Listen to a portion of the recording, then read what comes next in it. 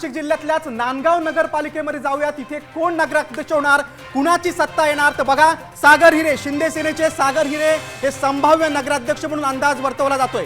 बघा नांदगावमध्ये आपण बघतोय शिंदे सेनेचे 18 नगरसेवक निवडून येतील असा अंदाज आहे। बघा नाशिक जिल्ह्यातल्या नांदगावचा अंदाज आपण पाहिलेला आहे। शिंदे सेनेची सत्ता येईल असा अंदाज आहे। आणि यावत आमचे प्रतिनिधी संजीव निकम यांनी काय अंदाज तो आपण पाहूया। पालिकेच्या सार्वत्रिक निवडणुकीसाठी यंदा नांदगाव नगर परिषदेमध्ये एकूण 20 जागांसाठी निवडणूक होत आहे। त्यातील 7 जागा बिनविरोध जिंकत आमदार सुहास कांदे यांच्या नेतृत्वाखालील शिवसेनेने आगेकूच सुरू ठेवली आहे।